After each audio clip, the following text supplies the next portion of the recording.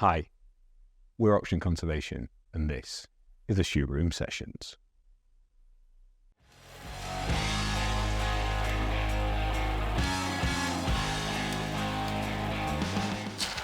I love the way every guest is different now. So we're like 140 or 50 in. And it's Abby's fault. She came up with the idea of the podcast. Oh, Abby, too much success. Yeah. Wow. And it's mad that it's a thing. We just started talking to our, each other, and then Rich's mates, and then the sector. It's because you guys are doing it so well. That's why it's so professionally done. And then say, Well done, Penny. Yeah, well done, Penny. Yeah. I think if it looks good, it's professional, you get good people on it, it gains momentum. And people want it. It's clear. We've had a couple of requests to do like big name people, but remote. And we've said no. No. Yeah. I just think that's our differentiation is the quality point. Also, if the person's going to travel down, they want to do it, don't they, kind of thing. So I suppose that's a good We part have gone to some. So we've been speaking to Veronica, who's the Chief Investment Officer at Cushion. Okay. So they're do you know much about Cushion, the pension fund? Actually. So they're NatWest pension fund, but they're probably the most proactive in terms of thinking about nature, environment, holistic risk. They're really forward thinking. And rather than yell at investors to do stuff, they go, okay, what's your concern? And they go away and solve that concern. Oh, nice. So one of the concern a lot of investors flag about nature is that they can't invest in it because they've got a fiduciary responsibility to do something that would make more money. So NatWest Cushion, and at the time it was led by a guy called Julius Pasale, who lives in lots of places, but one of them's Norfolk actually. And so he went away and said, okay, how do we solve this? They got a load of high quality King's Council experts in tax and got them to look at what does fiduciary responsibility actually mean. And they published this report in London. They changed the definition. I remember they changed the definition. Literally 3 or 4 months ago. Oh, right, okay. And it changed the definition to say a pension fund trustee has to consider what the future of the world that we all retire into will look like. Oh, that's so cool. Rather than saying you can't, it's saying you have to. The test case they used wasn't nature, it was hospitals. It was like, can I invest in a hospital on the basis of I'm going to need healthcare when I get older? Or like social housing or anything. Yes, you must. Yeah. So, and that totally flipped it. So Veronica's hopefully coming on, but we're going to have to go to her to do that. So we do some recordings in London. Yeah. But when people ask, we always say, come down here, you'll prefer it. It's a better experience. Definitely. We should probably tell people who you are and what you do. Oh, yeah.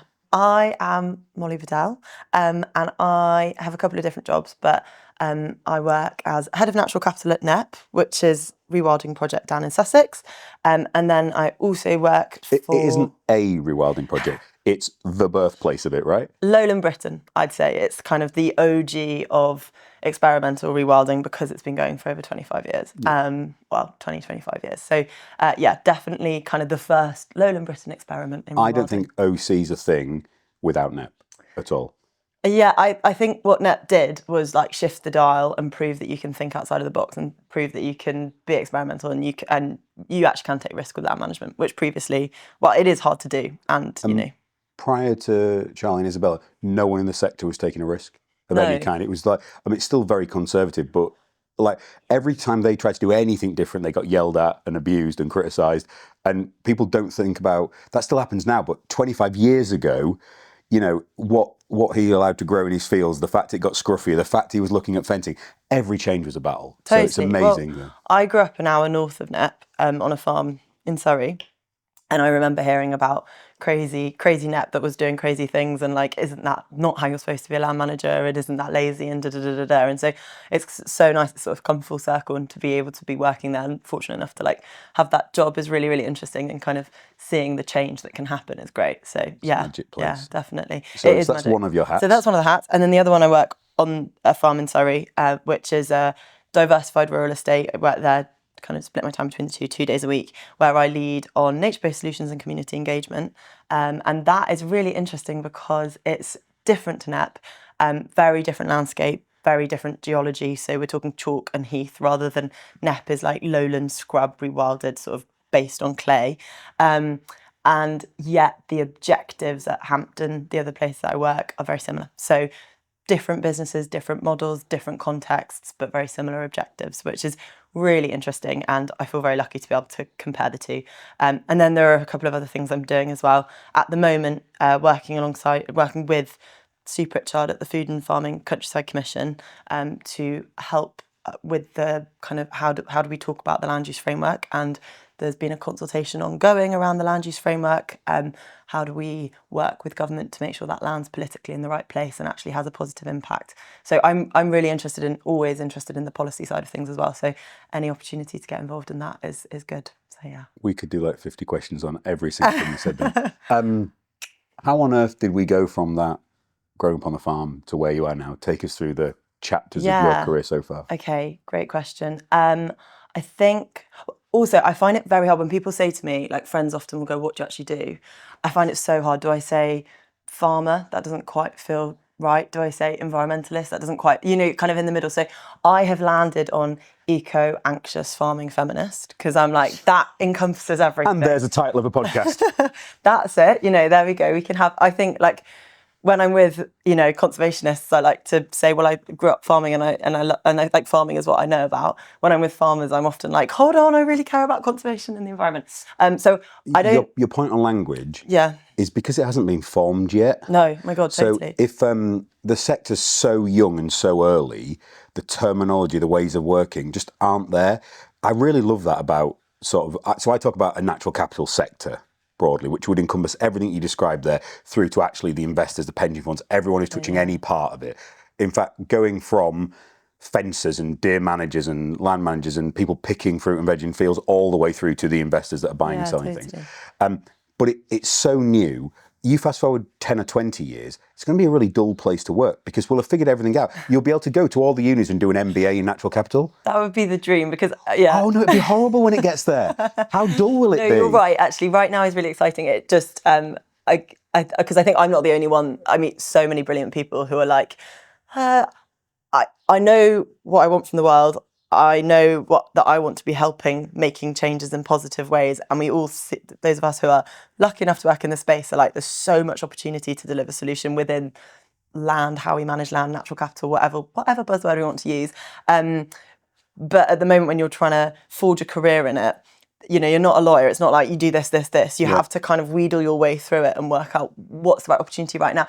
But in a way, that is what makes it so interesting because you could be working for a supermarket, you could be working for a pension fund, you could be working as an ecologist. So that is what makes it really exciting. And I feel really lucky to work with so many different people, but all with a very clear vision and mission. I love the way you talk about, you can describe it in different ways. So I can say anything from, when someone asks you a question about what you do, your answer, I think, depends on who they are, why they're asking, and what you want to say. Yeah. So if I wanted someone to not ask me anything else, I say, I work in conservation, they never ask me anything else. Yeah. If I wanted someone to ask me a lot more, I'd say, I run an investment fund. And then the question, what does that mean? Yeah. How big? Bang, bang, bang, bang, bang. So anywhere on that spectrum, you can pick and choose and place it. And I think what's really hard is you articulated that for you to choose which of those hats or words to use. When we have young people who join the team, we have to help them describe what they do without the experience to know they can pick all these hats. Yeah. And you're trying to help it come for them because there's such a range of things they do and it hasn't formed and shaped in terms of the fast language yet. Yeah, but actually I think that's what's really exciting as well is the fact that probably we are realising that there's a real need for generalists and for people who can bridge divides. We were literally having that conversation in the car this morning, right? About, so that kind of idea of actually, isn't it fantastic that we are farmers and environmentalists, or we have, looked at sustainable finance, but I also could, do a harvest. That is really, really important, and joining those dots. And I think you see that with the role of a facilitator with clusters and things like that, that there is so much value to those people who can join the dots and bring things together and do that kind of systems thinking. So to your question, Rich, of how I started, I studied geography, which I think geography gears you up. I'm like a die-hard geography advocate. The friends who I studied geography with, we always giggle that only geographers meet another geographer and go, yeah, I'm a geographer. We love it. We're all like, yes, we study geography. But I think that geared me up nicely for systems thinking and for looking at kind of land, people, economies, politics, how does it all come together? Which is good because geography gets a lot of slack for just being colouring in. So, yeah. Yeah, I'm also guilty of giving it that stick despite me doing right? it. Yeah. So if you met 17-year-old you, the next one coming along, and they went, well, what should I'm thinking about doing geography at uni. Should I do that? Would your advice be hell yes? I would say definitely yes, particularly because I think it's, I went back to the uni that I studied at a few years ago, when I was studying, we didn't look much at UK-based land use. We did a lot of kind of post-colonial politics. I did a whole paper on food systems, but it was very focused on the global south. And when I said I wanted to do my dissertation on farming in the UK, my professors were a bit like, who do we put you with? But now... Is that because they just wanted to go on field work? Yeah, probably. Yeah, we just want to go somewhere nice to Chile or something. No, now definitely there are lots of undergrads studying regen ag, studying nature-based solutions, which is fantastic. So I think yes. I think that's been one positive of Brexit.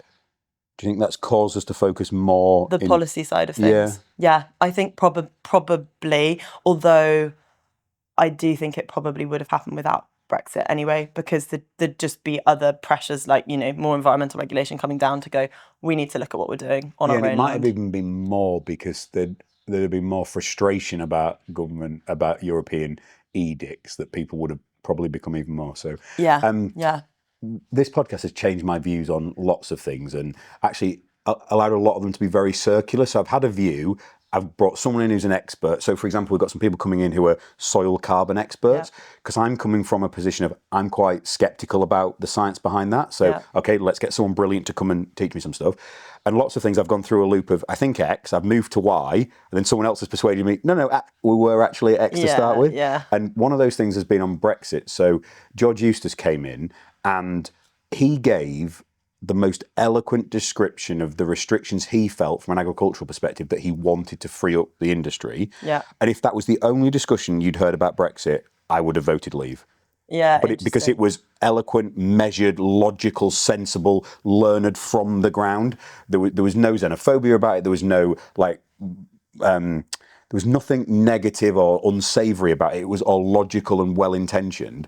And I never heard that argument during the debates. It's such a shame. Yeah, I think definitely the shift, like giving us a reason to think about the shift from BPS early on and the policy change, I think it would have been inevitable anyway at some point. I definitely think the cultural negative implications of Brexit are not worth the potential positives that it brought to agriculture. But if we're looking for silver linings, the way that it has pushed on that conversation, and actually, like, for me, that was the start of my career, being able to study the impact of Brexit on farming. That's what led me into policy, led me into the environmental, the agricultural, and tying it together. So yeah, I guess maybe that's a good thing. Brexit. We have no choice. We haven't got a time machine, so we have to find the positives. Yeah, exactly. Right? Yeah, definitely. Yeah. So geography, farming, lived on a farm forever, did geography. When you went to do geography, did you have a view of what would come next, or were you just think, I just want to do this? No idea, absolutely no idea. I actually just thought that fun people did geography, and I knew that I don't think I've ever heard anyone say that.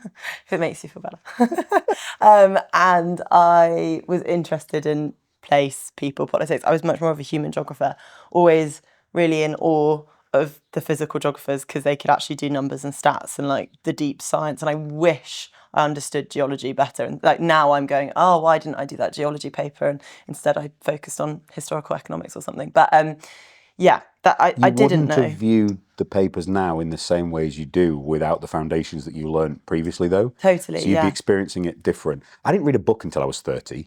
Like I literally read the minimum possible to get through my degree and PhD. And then I look... That's really impressive to manage that. So as you were coming to depart uni, what were you thinking? Where were your options? What were you looking at? Yeah, knew I wanted to definitely work in, I suppose at that time it was like sustainability.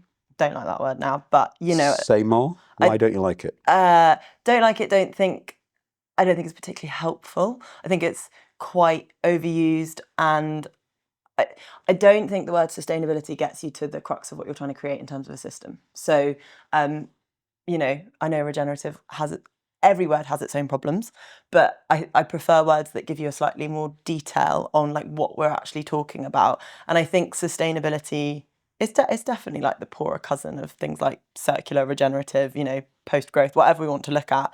And it's bandied around too much, too generalistically. That's my problem with it, probably. I think we blew past it in the 80s. Yeah. A chance of sustainability went with shoulder pads, big hair, and great music. But it can be helpful, just as you were saying, like describing what your role is. You read the person that you're speaking to, and if you know that the word sustainability is what they respond to, that's where you're What's really scary is the echo chamber we all live in, because So I would say that view of the word sustainability not being helpful anymore is people who understand the sector have been doing this a few years are largely in that position. Totally, yeah. We got asked to write a piece for a publication this morning based on sustainability because the wider audience are there. They're only just discovering the word. Completely, So there's like a whole long train carriage of where people are on a journey. Why we still have to use it. I'm not dismissing the use of it. I'm just saying, like, to me, it doesn't provide enough information as to exactly what we're actually talking about. I've got a piece. When are we releasing the truth piece? Do we know yet? No. So I've written a piece about some uncomfortable truths about the environment sector that we all just tell ourselves. One of which is that we've blown past sustainability and it's not a thing anymore. Because so I'm on exactly the same page. Also, that idea that, like, obviously, you know, this is what everyone alludes to, right? Like, we don't need to just be sustaining because things are so bad. We need to be regenerating. We need to be restoring. So I suppose that's at the crux of it. It's like keeping a patient in a coma and going, well, that's great. That's great. They're just there forever. No, that's not. Like, ideologically, if we're all working towards something, why would we want to work just to keep it the same? Like, we always want to work to make it better, and we want to be building, and we want to be progressing, and we want to be kind of like challenging ourselves. So I think that, that's important. Where are you drawing the circle around the word we there? We, everyone, Rich, everyone, I wish it was. There's a huge amount of people who wake up explicitly wanting everything to stay the same. You know, some of the really challenging community conversations, Elle's going to kick my ass for this. Some of the really challenging community conversations are those people that even if you offered them something, my mum's like this, even if you offered her something better, oh no, I'll just stay where we are, thanks. Well, isn't it like 0.1% of the population say that they are okay with the idea of change? Wow. Yeah, and I've really experienced that on a very practical level with the project I've been working on, where, like, I am on the ground talking to people about trying to get them to change their behaviours, dogs, ground nesting birds, and it is unbelievable. It just, every time I go out and I stand there and I talk to people, and I'm like, the kind of the fear and the reticence around change is huge. But I think what's important with that is not kind of feeling hopeless and not not scoffing or anything like that, but going, okay, why is that they feel so scared of change? And what is it that makes me lucky enough to be able, or fortunate to be able to contend with the idea of change? Because when people can't contend with the idea of change, and this is so relevant for farming right now, that is defensive, that is years of being told to do one thing and then being told it's not good enough. You know, everything comes back to, like, personal cultural identity politics. And I think that's when it gets really interesting, as the psychology behind change, obviously. I know the answer won't be a single hypothesis because people are so different. Do you have a suite of hypotheses? Hypothesis? Yeah, as to why there is that people's discomfort with change. I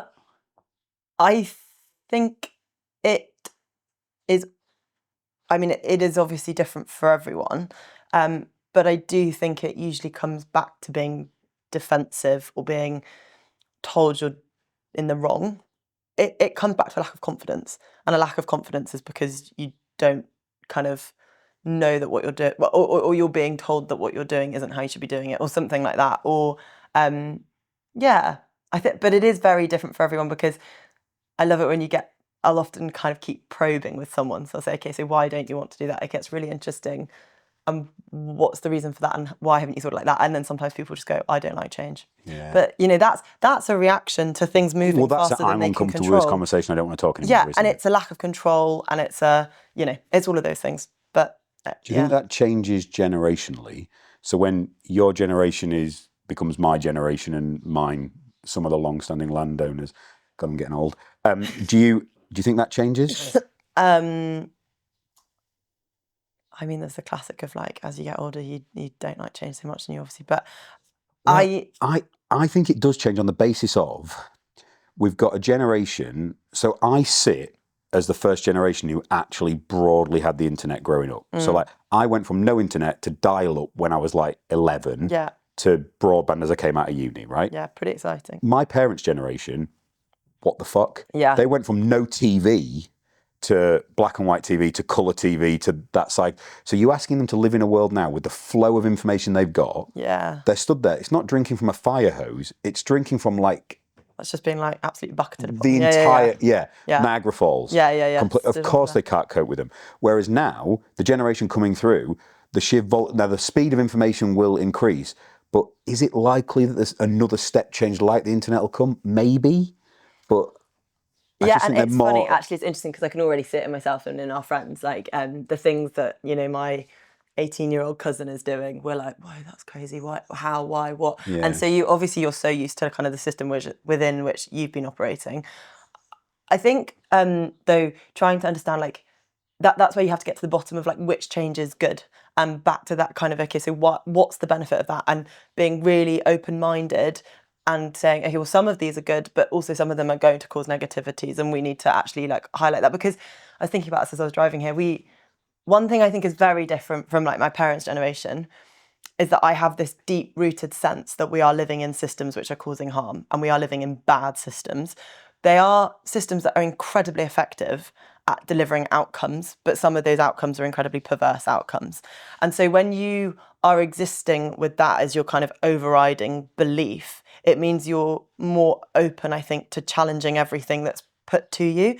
So I'm hoping like the next generation will continue to challenge and actually go, okay, just because we're being fed that this is the way that we're going to do things, this is the new innovation, this is how we're all going to exist, still being able to go, but wait, we do know that everything we've created isn't perfect and there are problems. So how do we unravel some of the problematics, I suppose? Another one of the truths in that article is we have for generations paid farmers and land managers to damage the environment. We are all responsible for doing that. The government have literally incentivised and given them money to do things that are not good for the environment. But also, like, if you're looking at the food system, I was at Groundswell yesterday, and there was a really good conversation around someone saying, we always say the food system's broken.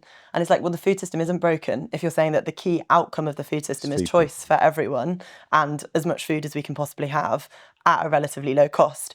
And again, that's that idea of like, okay, so yeah, the system isn't broken. It's just that the outcomes of the system are the wrong outcomes, and we should be changing them. The system's very powerful. We just need to make sure that the outcomes are the right outcomes, I suppose. Yeah. Yes. Get the machine to create the thing you want. Yeah. You ever read How Life Imitates Chess by Gary Kasparov? No. One of my favourite bits of that book is every time you move a piece, there is a consequence for black and white. Yeah. You're not sat on both sides of the table. So every change, if you make a change that's great for one person, it cannot not have an effect on something else. And the chances of that effect being positive on everyone else is very slim. So you might not perceive it, you might not see it, but that's why if you put that through a government policy lens, I criticise government. I think the government is far too big, far too slow, not fit for purpose. The civil service is 10 times too big. Despite that, it's not possible for it to do its job as everyone would like. Because if it changes one thing, even if that's normally distributed, half the people are going to hate it, half the people are going to like it. Yeah. It's not possible to arrive. And I'm not saying the systems we have around farming subsidy and things like that are working for anyone at the moment. But there isn't a good, I don't think. There isn't a perfect anyway. I'm really obsessed with trying to work out what the like least worst or most best is, and kind of where you can pinpoint in the middle of that system and go, okay, there are some people that won't benefit, but in general we're moving in the right way, and that's really interesting, I think. Can you get to that? And it's really hard for people to separate what's the impact on me versus what's the greater impact. Yeah. So like, and I think maybe that comes back to the way of thinking. So if I could see a change that was better for 99% of people, but it really screwed me over, I'd be like, yeah, that's bad for me, but I get why that's been made. My family would be like, no, that's the worst thing that could possibly happen, because they can't perceive anything beyond. But that comes back to change, I suppose, because it's like, well, actually, then probably you have to accept that there's an element of change. And that is what's exciting about farming and land management at the moment, is that we know that there are ways that we could be doing things that are better. And so how do we get everyone on that journey? How do we help everyone see that that is a justifiable way forward?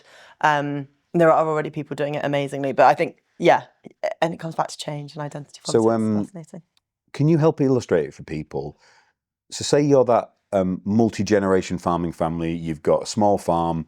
What does it feel like for the standard small farmer at the moment? Oh, I'm not sure if I can speak to that, Rich, because I don't feel like that's, I would struggle to give someone's opinion of that if it was like a really small scale kind of what's going on. But I think it is quite scary. It totally depends where you are as well. It depends where you are, what you're growing, what your climate is, what your climate's been the past year, what your struggles are, what the family governance structure is. Well, even that's a fascinating point. Year to year weather changes are significant. Huge, yeah. To I farms. definitely think though everyone's starting to see, okay, so we have a drought, then we have flooding, then we have drought, then we have flooding. And that's becoming like a very acknowledged pattern. We're going to get a formal drought this year, right? Oh, we've already had it. I mean, Has it been the declared? driest spring Yeah. ever, and then the problem is, as soon as we get rain, it'll just hit the ground hard, and then we'll flood. So Yes, we will. Yeah, but I think there are some farmers that are definitely like, this is great. There's an opportunity here to do things in a new way, or even an old way, how my great grandparents did it, and to really see ourselves as the solution, the people that can deliver solutions to society. We've got a government that broadly would like us to do that. We've got emerging market opportunities like nature markets that, once they're fully functioning and can actually operate, are able to push us in that direction. So that's exciting. Could you give me an example of a market that is fully functioning and operating well?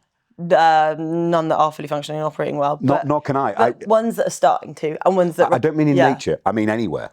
Oh, right. Yeah. Okay. Fair enough. Yeah. No, probably not. My playful analogy with this is we've had hundreds and hundreds of years to work a financial system out, and 2008 still happened. Yeah. Yet people say, well, nature markets, they're not perfect yet. And it's like, so I did a load of keynotes at London Climate Week last week, and that was the thing from, why isn't this perfect yet? Because we've been trying it for 10 years. Well, so markets aren't perfect. No, none of them are. None of us, I love the whole, the Adam Smith free hand of the market kind of thing. And yet Adam Smith's next book is obviously there are problems with externalities and they need to be accounted for. So that idea that it's absolutely fine, free markets are perfect and they create all the solutions we need. And by definition, you're going to have a range of options in there. So put it through a farming produce lens. You can have a carrot that's produced with the most aggressive, chemically laden approach in the world that is straightened and matched to whatever the supermarket wants. Or you can have something beautiful straight out of the field from an organic, local farm shop that you can pick up at the farm gate. Both those things are carrots. You can buy them both. Yeah. But we, in the natural capital world, we think, no, we don't want those extremes. We want this cookie cutter, absolute standardized product in the middle that everyone knows everything about. And it's like, no. Do you think that? Yeah. Do you think, okay, that's interesting. I think that the people I speak and work to at the moment within the nature market space, natural capital markets, again, whatever linguistic jargon, buzzword we want to use, I think that because it's early days, the people that are working this space want the change to happen and just want it to happen quickly, and understand that, yes, in some cases, that's going to be marketing partnerships that put money into nature restoration. In some cases, we're going to have a group that wants to work really hard on properly quantifying carbon sequestration to the 9th degree and making sure that it's a really well-fungible unit of carbon. I think that there's a general feeling that, yes, it's going to be messy, creating all the different market kind of opportunities and income streams. But so long as everything is pushing in that direction, it's something good. But because I've definitely spent the past 3 years going, oh, no, wait, but we don't want just marketing partnerships. We don't, BNG is problematic. It's got all these problems. And I think the majority of people I speak to are like, okay, everything's got problems. Yeah. But everything's also got opportunities. And actually, we just need it all to push on a little bit more so that we're at least getting money flowing into nature restoration or functioning ecologies. I think what I was articulating was what I'm hearing from investment communities and government. And I'm talking practitioners on the ground. There totally. You go. Yeah, so I'm seeing both parts of that. And actually, what you're describing, I'm seeing much more clearer in nature markets. Yeah. Whereas people think, well, we've got enough infrastructure at place in terms of carbon. We want So we broke the ceiling on the highest price received for a nature-based carbon credit last week. Congratulations. Thank you very much. Great job, team.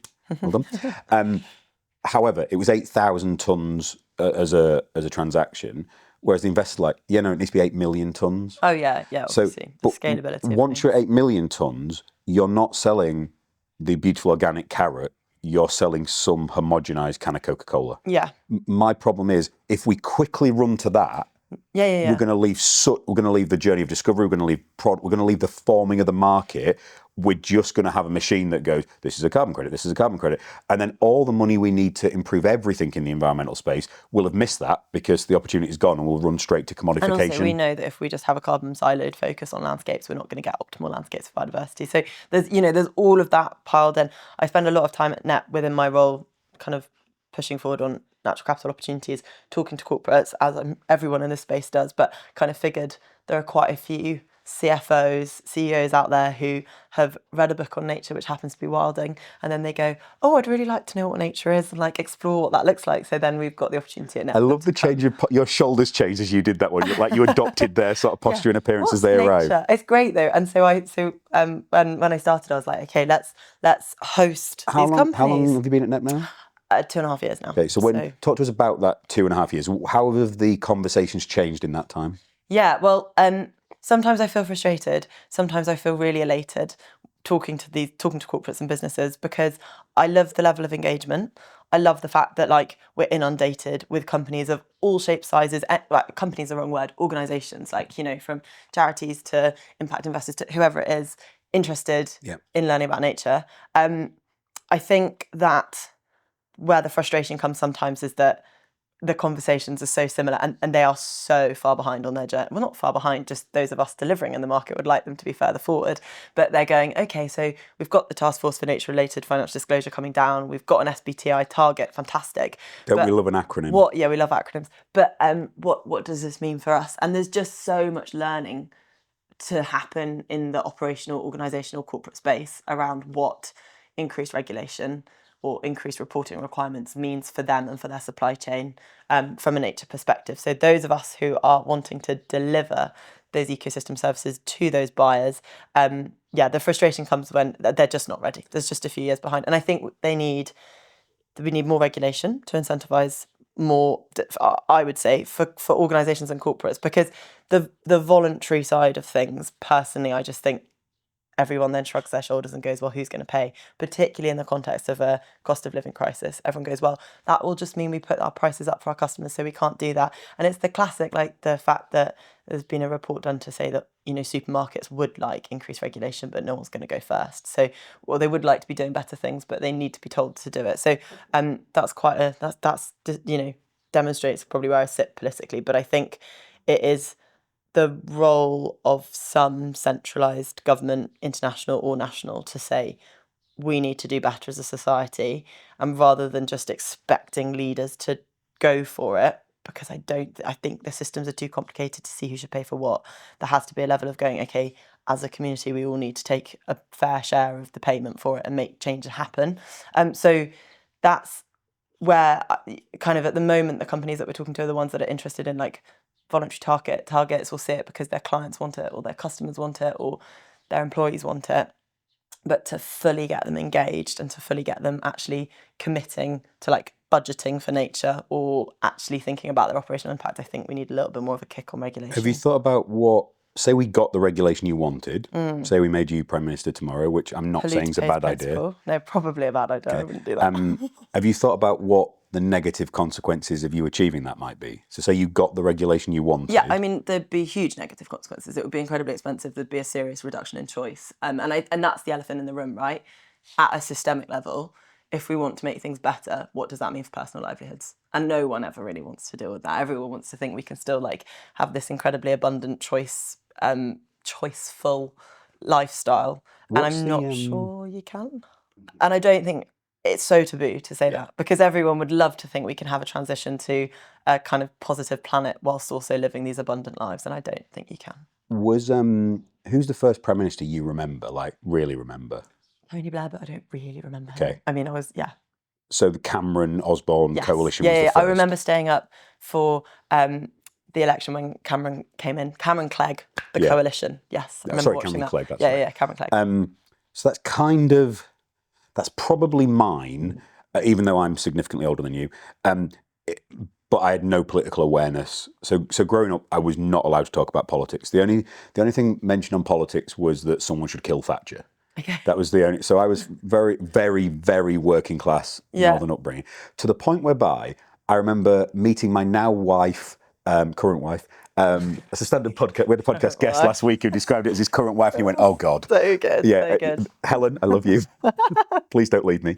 And meeting her granddad, who adored Thatcher, and I was in my 20s, and I'd never met anyone who liked Thatcher. Yeah. Have you watched any or read any of the documentaries on what politics was like in her period of time? So again, studied a lot at university because obviously like a lot of what we're looking is the birth of neoliberalism, the birth of property ownership, the kind of all of the impacts of Thatcherite policies. But no, haven't watched anything, and also didn't live through it. So Yeah. I'm always so aware that, like, I mean, I'm under 30, Rich, so I'm like, there's a lot of You're amongst naivety. friends mostly. You know, like there's You a can lot. get away with it, Emmett. Well, and that's why I'm constantly. Actually, it's interesting. On the Hampton, on the farm at home, I work with my parents on that, and I'm constantly going, what was it like in the 80s? What was it like in the 70s? Were you worried about these kinds of things? What were the dominating concerns of that time? Because I know that, like, we have to look back to work out what we need to do going forward, and not make similar mistakes. Or another really interesting one that I've been thinking about a lot recently. This is a very meandering conversation. I mean, I'm having fun, so let's keep going. Great, okay, cool. Is the comparison between the agricultural transition that's happening right now, agricultural land management, and deindustrialisation and the transition away from mining. And I think economically it's a very different context, because most agricultural businesses We maybe listened to the same podcast, because I'd listened to something, I can't remember what it was. But I actually haven't listened to a podcast on it. Oh, really? But no, Okay. I think a lot of people are thinking it. I think socially the transition's quite interesting. There isn't going to be a just transition. You don't think there is? No, it doesn't exist. There's going to be the people who take it as an opportunity. It's going to be a divide. People who see it as an opportunity, same as AI, go fast, jump, massive opportunity. Don't want to change, don't want to change, I'm fucked. So that goes back to the question you said of what does it feel like if you're a small scale family farmer right now? And I gave the really positive answer, which was like opportunity, cool, glass half full. I think it's frightening. Otherwise, I think a lot of the time it's absolutely terrifying. And then you feel persecuted. Yep. They feel like they're drowning. Totally. They can't even keep their head. Do not ask a drowning person to think about a new business model. Yeah. Give them some air and save them first. Yeah. And that's why we can't. Before we just leave Thatcher, the reason I was there was... No, it's okay. Yeah. The reason I was there was I think that was the last government that went, look, we need to do systematic change. It's not going to be fucking popular. A load of people are not going to benefit from this, but we all will in the long run. So I think they were prepared to face the riots, the negativity, the change, whereas now you couldn't do it. No, and it's really interesting that Starmer hasn't done it at all, actually, and I think... What a mandate and not. Totally, and also like looking at the fact that a lot of the policies coming out of Labour at the moment, better than the last government, but even the fact that they are mission-focused, they're so short-term. Are the policies better than the last government? Or is there less corruption, sleaze, ineptitude? Yeah, okay, you're right. So the behaviour's better. I'm taking it more seriously. I feel better. I feel more confident. I feel like, we're actually trying to do serious things. Seriously. Yeah, there are people who are actually take their roles with respect. Yeah, and therefore being a politician isn't something to be laughed at, which is really important. I think that I have been slightly disappointed at the lack of ambition around like systematic change and kind of systemic, let's try and shift things. It's all been quite, it's the 5-year voting issue, obviously, but it's the kind of 5-year electoral cycle. We need to keep people in, we need to target the things they care about the most, and let's keep it simple. It's almost like society can't deal with complexity. I feel like that's what politicians are like. They can't, so let's just go for the easy win options and put that through and try and make it happen. It's because society can't deal with complexity.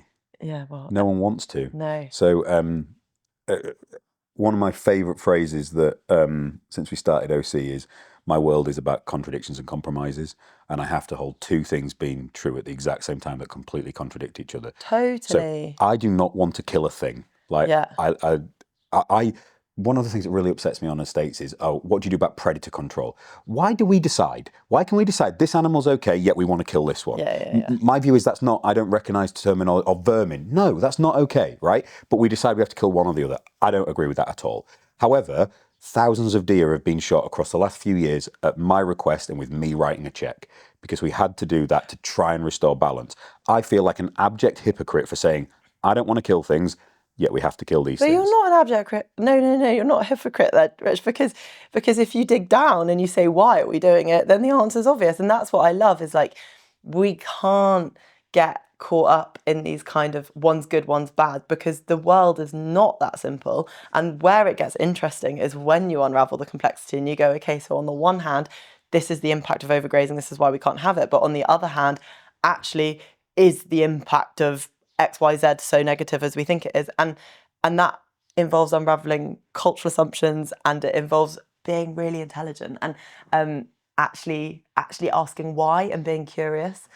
But again, you have to be in a confident state to be able to be curious, which is another thing that we need more and more of. That's what I love so much about what I do, is that there is no anyone that says there's a straight and easy answer is completely wrong. Like, everything is complicated. We literally have a video. My opening line is that. Yeah. But it's like any leader who says they've got all the answers is lying to No, you. and I also think if you think the answer can come out of a single process with one spreadsheet, that is not true. And this is where I kind of come back to that kind of like slightly more maybe feminist thinking around like everything is cyclical, everything is connected, and it's all a system, and you have to unpin that system and understand the complexity of it and then see where you can make the changes. And that's where it becomes really interesting. If we're just thinking in a kind of incredibly like linear, this is the process, this impacts this, which is good, we're going to do more of it, that is what has got us into these like extractive systems that are causing incredible harm in the first place. So we need to get away from that and see the complexity of things, but also enjoy the complexity of things as well. How do thoughts move through your mind? Quite a lot. Quite cyclical.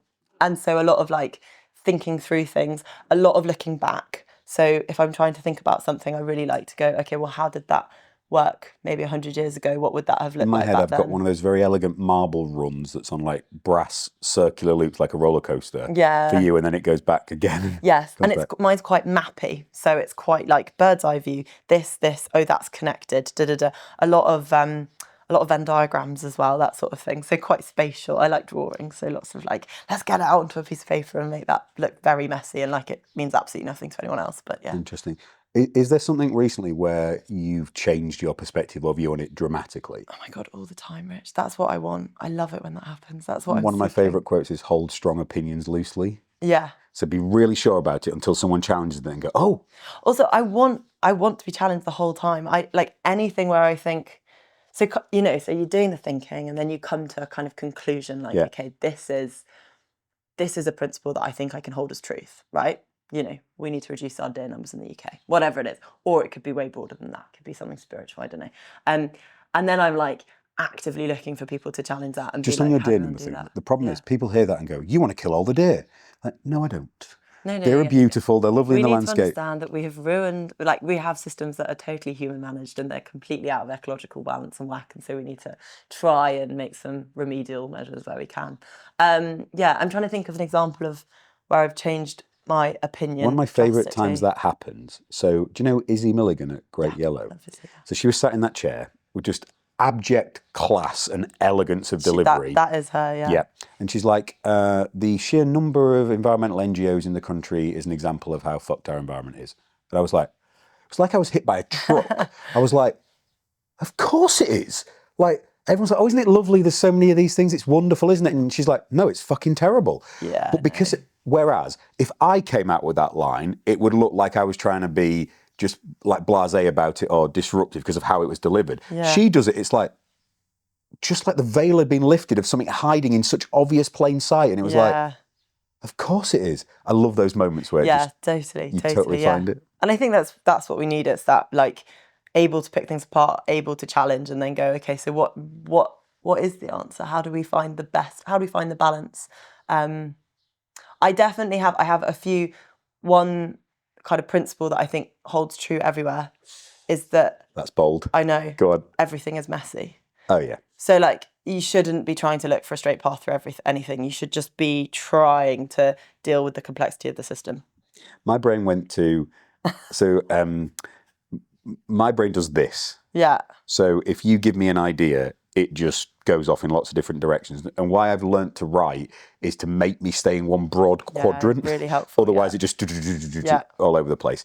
And so when you were saying everything's messy, my brain jumped to a conversation with a particular farmer about a scruffy field. It jumped to the section in the book about yellow rattle. Yeah. No, what's the bad ragwort? Yeah, from the Rewilding book. Yeah. The other thing my brain does is it takes me back to the time and place when I read it. So I remember which room in my house I was sat and which paragraph I read about. No wonder you didn't read a book for your, because that's good memory. Maybe that's why. That. Yeah, we'll come on to the word luck in a minute. My memory is luck. I did not the fact I don't forget stuff is luck. Yeah. Anyway, it does make people who tell boring stories really infuriating though, because if you've been told the same story again, You Did you can just tell them? Did you just go? Well, yeah, yeah, Helen's told me that's rude. I shouldn't that do is that. quite rude. Yeah, so I don't do. You should just humour I it. did when I was younger, but with her dad, who I adore, but he likes telling a story, and when he deviates on the story, she'll look at me and I'll be like, that's Yeah. what's changed. Could correct that. Yeah, no, I won't. let it go by. So my brain went to, anyway, the farmer who has the immaculately presented field, and even your messy point, it's all relative to time anyway. Oh, yeah. A thing can be perfectly formed for 20 seconds, but an hour later, or a week later, or a month later. So once you apply the time domain over something, it completely changed dramatically. It's funny, the mess thing of it. So one thing that working at Knepp has really taught me, and I've really enjoyed like thinking about, is obviously our relationship to nature, and the fact that as humans we are part of nature, but we kind of forget that, and we've created systems that make us think we're distinct.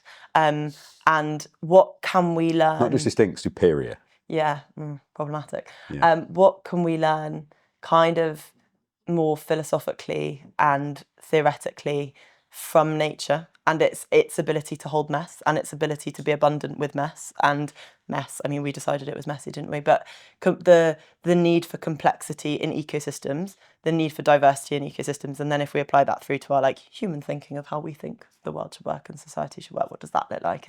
And learning from nature as a kind of teacher of philosophy is quite interesting, I think. Something we could do more of, probably. What was the best lesson it's taught you recently? I mean, I think recovery is quite impressive. Ooh, that's a good word. Yeah, so nature's ability to recover quickly when it looks like it's in a truly shocking state. Take people to a time and place where you've seen that happen in a nature context. Oh God, I mean, I'm so lucky I say it the whole time. Okay, I'm going to take you to the beaver pen at Knepp. Yeah. Just because it's one of my favourite places. So we've got beavers at Knepp, put them in a few years ago. They are obviously the OGs of ecological restoration, incredible wetland creators. And it's not that, it's probably not that the landscape that they were put into was necessarily heavily degraded, because they were put whack bang into the middle of the Rewilding project at Knepp only a few years ago. So it was already quite abundant with nature.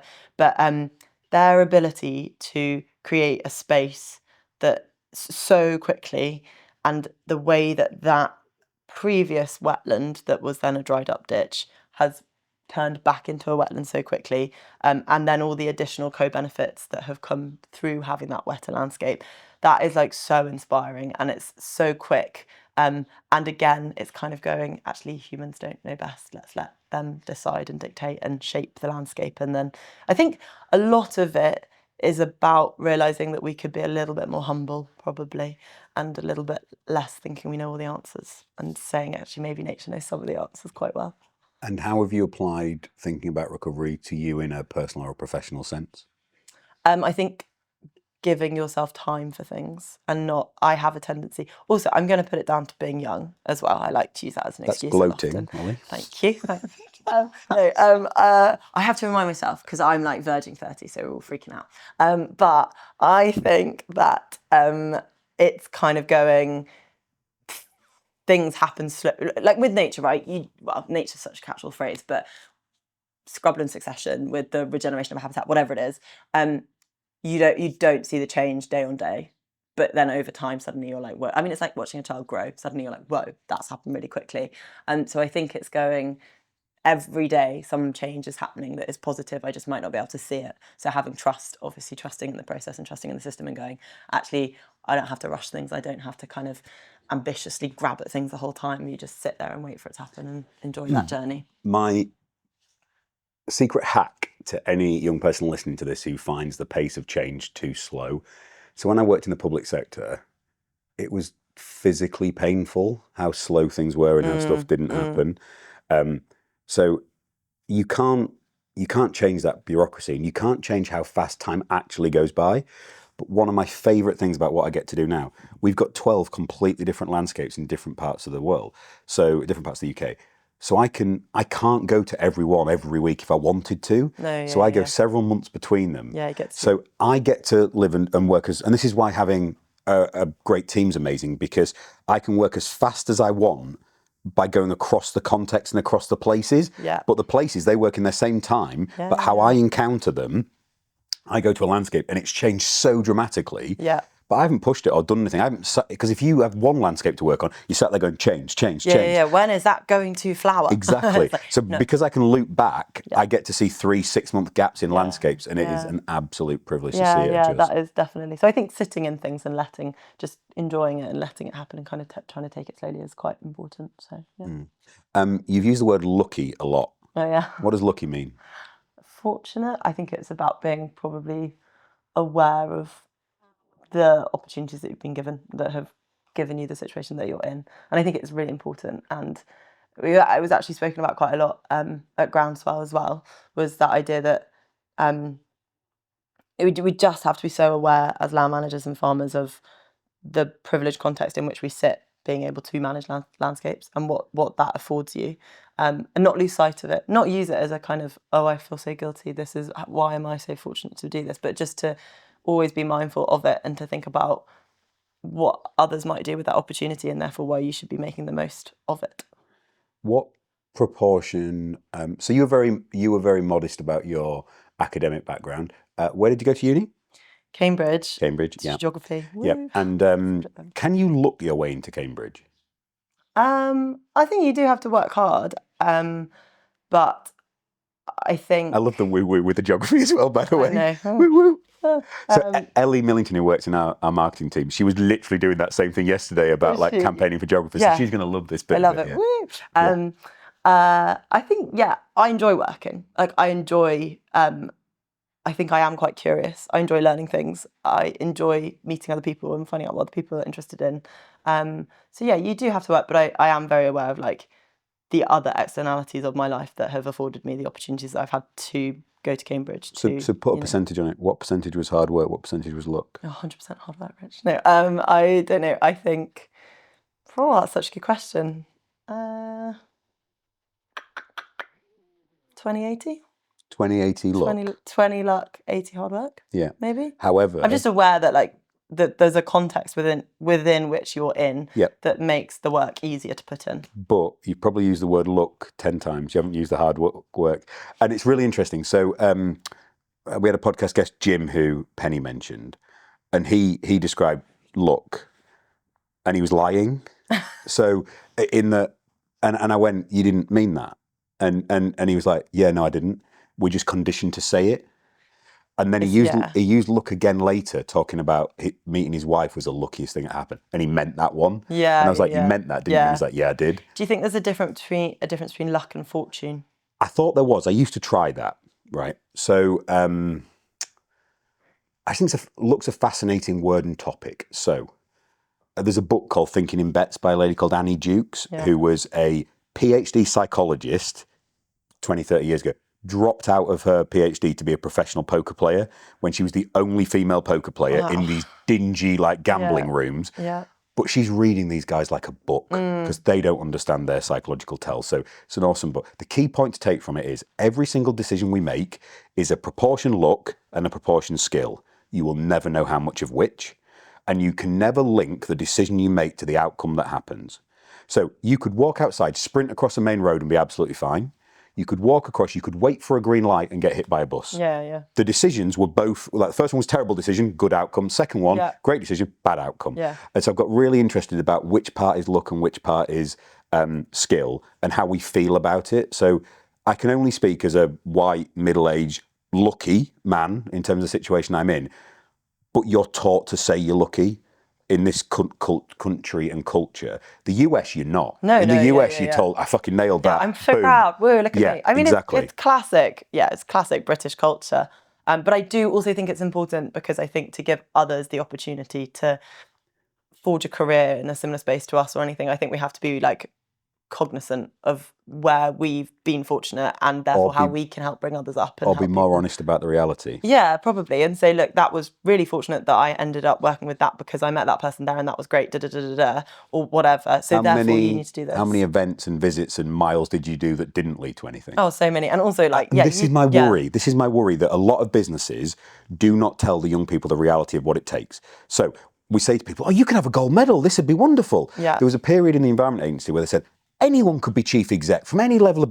That's not true. Yeah. To be the chief exec, you had to have run, because of the way they worked, you had to have run another department of government for them to even look at you. And whereas what I try and do at OC is we're like, you are going to be asked to work incredibly hard. Yeah. Because I think anything else, so someone could look at you and go, I want to emulate Molly. She was really lucky. Maybe I'll get lucky. The bits we're not saying is, I worked this hard. I read this. Like, look how curious you are. The range of subjects you've talked about while you've sat here. If someone isn't going to... Even that, you're shrugging off the compliment to make it chaotic.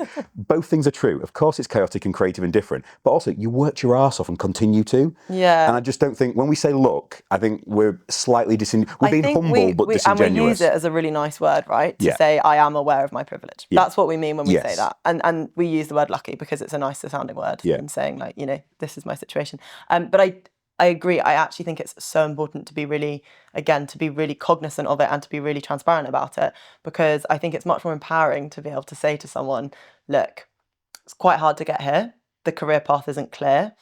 But for me, what was important was making these connections, meeting these people, going and learning about this, doing a course on sustainable finance when the opportunity arose, whatever it is. Yeah. And therefore someone can copy that, or someone can say, okay, cool, I understand how you can do that. So yeah, it's really important to uncover how this happens, because there are a few people who say like, how do we work in what you're working in? And I'm like, well, it's not clear, but that's also what makes it really interesting. And really rewarding as well, and really satisfying, because you're working in something that you're like deeply passionate about. So yeah. Did you ever have any bad jobs? I've definitely had bits of jobs I don't like. Yeah. But I am naturally always trying to look for the, those bits. It just feels like the trajectory has been things that, even when they're hard, there were things that you were passionate about. So like on the family farm and...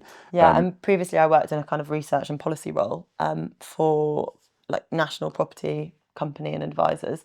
And that was really interesting. And I really appreciated the diversity of business streams that I got to work within. And that was fascinating. So I think you can always pull out something that you're interested in. Yeah. That's not to say I don't have days where I'm like, oh my God, should I go and work in a completely different sector? Of course I do, like Where would everyone you go? does.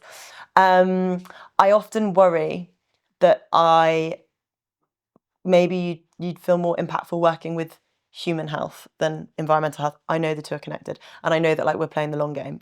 We're here because we care about trying to fix and restore the planet, and that is something I have deeply cared about since I was like 6. I wrote in my diary, Rich, I'm a serial diary writer, and when I was... Do you have them all still? Do I have them all? Yeah, I definitely don't read them back too often unless I'm like quite drunk. But Can I go on the list for you ringing me when drunk to read a historic like monologue of something? That'd be brilliant. I wrote when she was 15. I don't think we need that.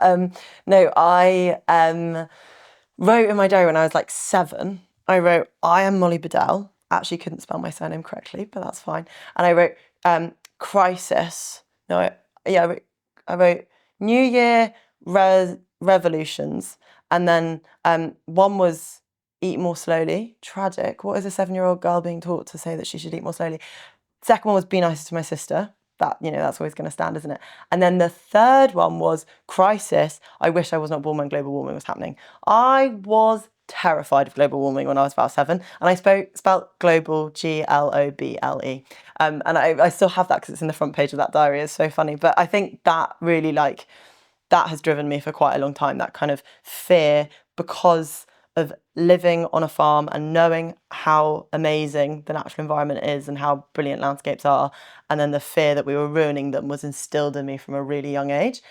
But the reason, so that's what drives me, and that's why I love working in this space, and I love food, I love food systems, I love environment, I love how it all comes together, planetary health, people health. But sometimes I'm like, should I go and work for Médecins Sans Frontières? Because actually there are people in like really dire suffering right now, and would that be a thing to be doing that would feel more impactful? But I'm committed to playing the long game, and I just love being outside, so that's why I like doing it. So B&G deals through Next. Oh yeah, sorry. Yes. No, that's fine. then Adventures. Well, no, B&G deals through Next. There's so much. I feel like there is so much more to learn. The jobs that I'm in at the moment work really well together. It's quite full on. I'm in my work era, like the work is central, and also I love writing. So that was an intentional Taylor Swift Easter egg, right? Yeah. Excellent. Don't worry, I don't actually use it non-ironically. I've got a column I for. fucking love that line. I don't use it non-ironically. That's brilliant. I've got a column for Farmers Weekly that I love writing, and How did that come about? I actually started as a community column writer, which is a smaller one. They do competitions, so you write in a piece, and if they like it, they say come and be a columnist. And I was doing a kind of young farmer community one, and then Do they moved have to the doing an same opinion reaction piece. if they actively dislike everything you write? Oh, I get a lot of trolling.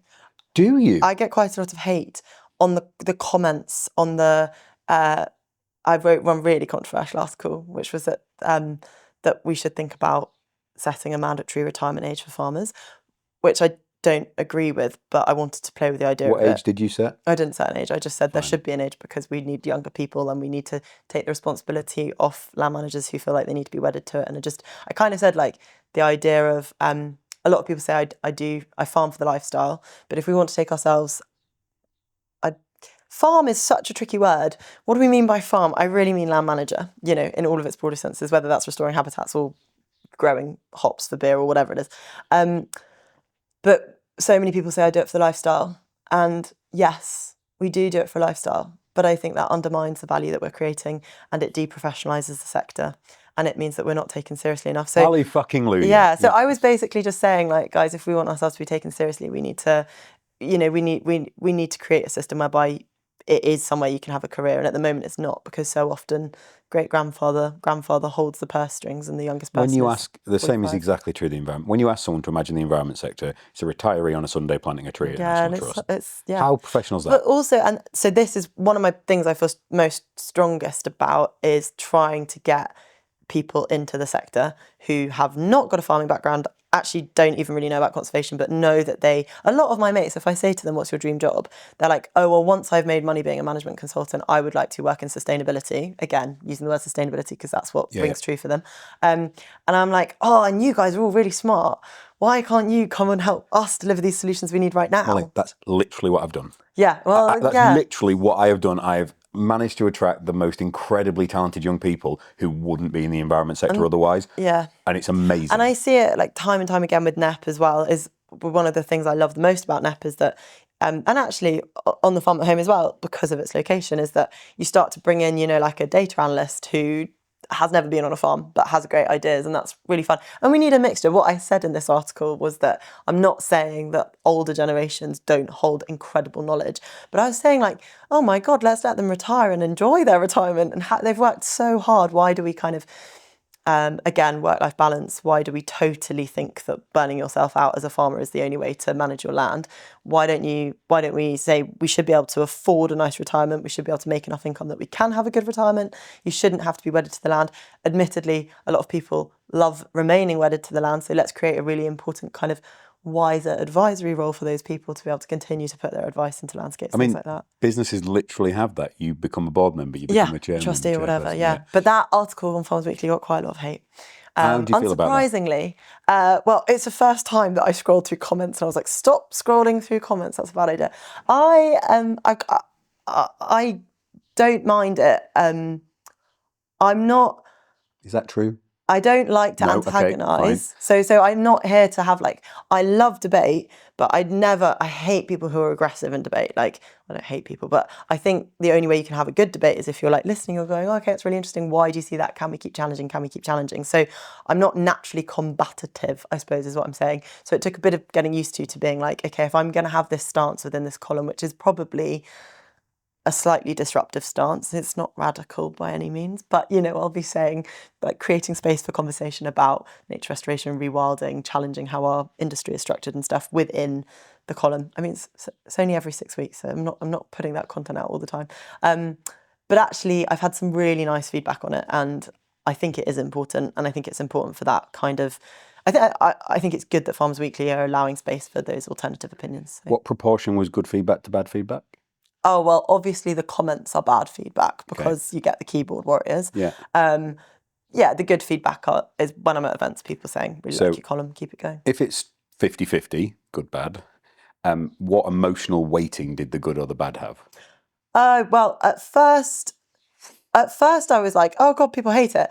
But then I was like, well, actually, really quickly I was like, but they haven't read the whole article. I'm not offended. Like, I find it fascinating. The trolling fascinates You were me. able to objectively process. Yeah, totally. I mean, I believe what I say. Yeah. Also, I know that if you read the whole article, you wouldn't have written that column. So I'm not very good at that. Oh, okay. I can get 20 compliments and I will analyse the one negative one. But can I just interrupt? Yeah. I think the thing is, though, it's about, like, I am offended very easily, personally. I'm quite sensitive in that. But actually, in a work persona, in an opinionated, I'm thinking through how our sector works kind of thing, I don't take it personally at all. This is just, they're not saying, okay, some of the comments are incredibly personal, but they're not personally motivated because they don't know me as a person. Yeah. They're making that comment based upon what I've written and they've turned it personal. I'm not taking it personally. I'm actually going, that is fascinating that you feel so aggrieved by my opinion that you need to attack me personally. And so then, like, under that, what is it that's pissed you off? And we need to target that. We need to understand why that's pissed you off and we need to be able to talk about that. So on a good day, I'm there. Okay. Maybe it's because you write more than me, Rich. So I you're getting more of this. Yeah. I never want to upset anyone. I don't mind if someone dislikes an idea, and I love it. I love a debate. It's like, that's wrong because fantastic. Let's discuss it and explore it. The ones that frustrate me are the ones that are just like, we'll be writing on something and someone will yell, "But the colour's purple," and you'd be like, I mean, that's just completely incoherent. Don't know. So that one, I'm like, okay, well, fair enough. That's mad. I can move on. I get particularly, the ones that bother me are when the team get attacked, when someone in the team gets criticised, or because that makes me jump into the protection mode. So I think a criticism of how you're doing something is very different to a criticism of an opinion you're putting out there. Yeah. And I think I agree. So I mentioned it earlier, but this kind of, at Hampton, we manage a heathland and it's SSSI and we've got a 100-year vision for nature restoration on there and it's got 5 car parks that are all free. It's got a national footpath that runs through it. It's beautiful. It's actually just become part of the newest UK National Nature Reserve. We're one of, like, a tiny handful of private land managers, farming businesses that have put ourselves forward for that designation, which is really exciting. But our biggest battle is around behaviour change with people using it as a dog walking space and not realising that some of the UK's rarest ground nesting birds are there. And that has been, it's so small. It's me stood up on the top car park in, like, jeans and a t-shirt on a Friday afternoon I give out free dog leads and they say love nature, love dogs. And I try and talk to people as much as possible about, like, please could you put your dog on a lead? We don't have the capacity within the business to have a full-time ranger there. There's no income stream for that, so we can't do that. So it's like, what is the bare minimum we can do in public engagement, which is why my role is so heavily weighted around, like, talking to people, public engagement and nature restoration together. And I will engage pretty far with someone, like, a lot of people disagree, get angry, don't tell me what to do. I don't want to change my dog walking route. Bertie walks this way every morning. And for avoidance of doubt, this is on land that your family own. Yeah. How do you process that as not just being outrageously unfair and disrespectful? Oh no, I don't see it. I mean, I think it's really important that everyone can access that piece of land, and I think it's really important that everyone can enjoy it. And I see it as my mission to try and bring people around to understanding that this is it's historically it's just because it is. My great grandmother put it into public access in 1968. Was the first land manager in Surrey to open up a piece of land with the council for public access, and I think that was, like, really forward-looking of her and really important. I also really strongly believe we have a really important obligation. We can't say, oh, people don't understand the natural environment and don't get farming if we're not allowing people to come and experience our landscapes. But I probably, like, will go this far in kind of, let's engage, let's understand why you don't want to, that 0.01% of people not liking change, because you get really, like, quite angry, quite cross people, and abusive. I've had, like, pretty abusive kind of saying, well, and very... That's not okay. No, but then I'm like, well, why do you feel like that? And what information is missing that you don't understand how this is working and that we are trying to manage this full biodiversity? You know, we've done everything. We've put signs, we've done campaigns, but the reason I'm saying this is because I'll kind of go this far in that understanding, and I sort of say, if you give me 20 minutes with someone, I can try and win them over with a smile and a bit of explanation, and they'll come back with their opinion. And I kind of love that because I'm like, oh, it's really interesting you think that. But sometimes I do get a bit exasperated because that's when it feels like it's a personal attack just because we're managing the land. So I've started to resort to, when I get a very aggressive person who just won't give any room on it, I go, okay, yeah, really interesting. I'm like, yeah, okay, so and they'll say, well, I want to see more data, and I'm like, well, we are collecting data, and we'll have data, and there's data available for this year. And then I got one the other day, which was like, well, I want to see next year's data. I was like, can't really give you next year's data this year. Maybe could give it to you next year. But then I go, okay, that's so interesting. So what would you do if you were in our position, if you were managing this landscape and there's like no income really associated with it apart from some stewardship? We're trying to do it like this. These are our objectives. How would you make it work? And that, I think, is really important because it just reminds people that like there is a level of responsibility here and you're trying to do something because you care. Do you know Charlie Courtney, the Earl of Devon? No. So he's been on the podcast. Amazing guy. Yeah. Love him. Dual qualified solicitor working UK and US. Has Powderham Castle here. His first speech in the House of Lords was pro public access to land. On his land, he has had IRA bombs buried in the woods. Yeah. He's had a sheep beaten to death on his front lawn with a baseball bat. He's had every form of fly tipping you can have. His point is there absolutely should be public access to private land, but there should also be public protection for private landowners. So his thing is those people should absolutely be allowed on land, but where it's afforded, any damage, disrespect, misbehaviour that goes on, the landowner should be indemnified by a public fund that says, you're absolutely right, that was done by the public, we will reimburse you. Yeah, and I actually think it's really, that's a really strong point because I'm definitely pro increasing public access to land.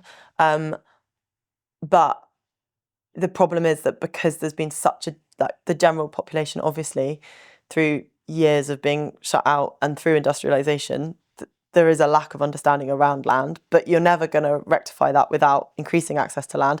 However, you're never going to get landowners to open their access to land if everyone just fly tips. So it's this kind of circular thing, and it's around... It's like cake without calories. Yeah, so if we say to people, you can eat all the cake you want in the world, don't worry, there's no calories. Yeah. So if we just continuously give people, oh, you can have access wherever you like, don't worry about what you do. There's no consequence. About trying to have that conversation and say like, and that's what I love doing, is trying to have that conversation and go, okay, can I tell you about this landscape? Can I tell you why it's precious? Can I tell you what's going on here? Do you think you should? So you are one of the most forward-thinking, like exciting people working in the sector. Of that limited time resource you have, you asked that question about, should you be working where you are broadly or should you be working in like direct healthcare? Of that 20 minutes you spend with that person, your net impact on people, planet, wildlife, however the impact you want to have, is that a good use of your 20 minutes? Yeah, 100%. I learned so much from that conversation. And it's those grounded conversations that give me the ability to feel like I can speak with some level of authority on more like strategic policy-based decisions. And if I wasn't on the ground having those conversations, I wouldn't feel like I could kind of speak to what I'm experiencing and seeing around me. So yeah, I do think so. And I also think that it has been really, I've spoken about the worst instances, but it's been really heartening to hear of the support that we've got for this project. It's just, it's one part of the business at home, but it's the Heathland part of it. And we've created an amazing volunteer community. We've got like brilliant citizen science happening, and people don't tell you the stuff they love, they just tell you the stuff they hate. So I have to remember that. And then occasionally, once a month I get an email saying, thank you so much, love what you're doing. And you're like, okay, that is worth, that's worth 15 bad conversations. So that's good. But again, it's balance, it's nuance. It's not, I think everything is about balance and not kind of flying off the handle at one bad thing or one good thing and just like, going through. What does work-life balance mean to you? I live and work with my parents, who are the biggest workaholics in the world, but they love what they do, really love what they do, and they've done it for a very long time. And they are an example of where it is, and I'm not naive to this when I'm talking about professionalising the industry, it is incredibly hard to pull apart farming and life. Like, you can want to do it, but actually it's really, really tricky to do that when you're living and working in a landscape that is your work and your life.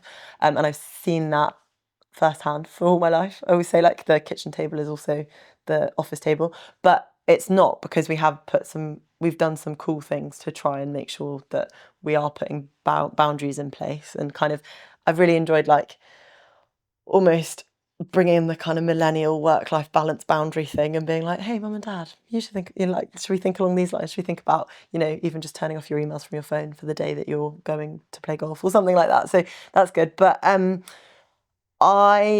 at the moment, I'm very aware that I'm lucky to feel passionate about. Oh, I said lucky again, but I'm very aware that like I feel passionate about what I I'm do working apologise for that, because that's going to eat away at you now. You're in. going to. And you said it to me last time. I'm like, God, I'd forgotten that. Yeah. So Did I say that to you last time we spoke about Yeah, luck? we talked about luck. Yeah.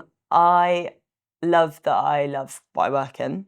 That is great. So therefore, I'm happy to like commit quite a lot of effort to it. And You're in your particularly- working era. I'm in my working era, Rich. Yeah, in this time in life, I don't work at weekends. Like because I could work at weekends, but I just was unless it's writing an article or something that's different. But yeah, life is too short not to have fun. So also definitely like focus on having fun at weekends and things. But I don't think in any sector anyone who is a legitimate high performer, I am talking national level or international level performer, there's no one who has a work-life balance.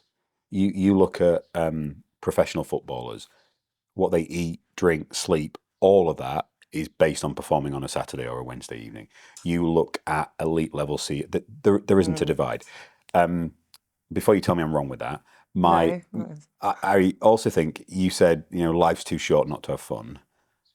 I am fucking lucky to be doing this. Like, I adore what I do. I've got to choose all the people we work with, and we work with just ludicrous people, right? They're all just incredible that we get to hang out with.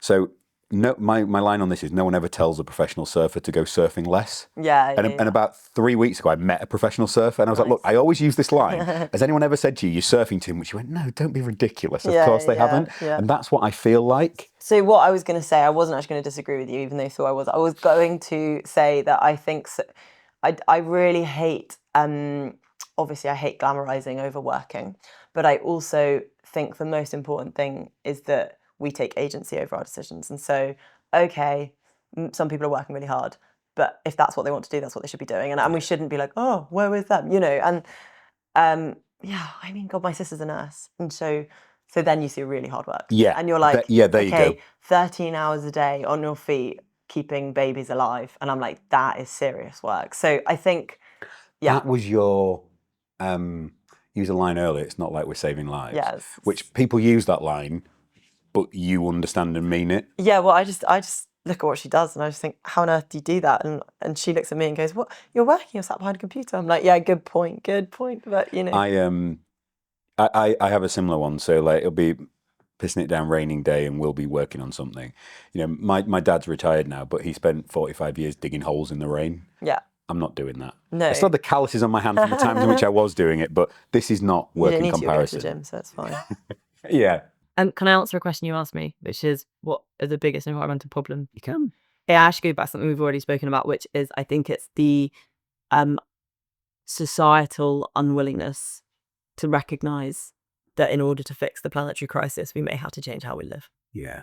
I just think that's not, no one's really looking at that or talking about it. Everyone thinks we can, have our cake and eat it or whatever we want to say.